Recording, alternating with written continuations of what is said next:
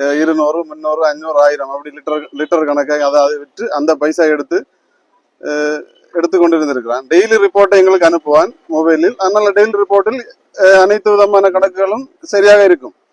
ஆனால் இந்த இடையில் நடந்த சீட்டிங்கை நாங்கள் இந்த 2024 ஜூலை மாதம் கண்டுபிடித்தோம்.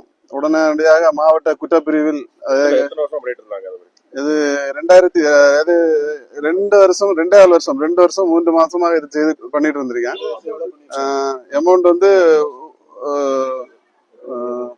1,20,00,000.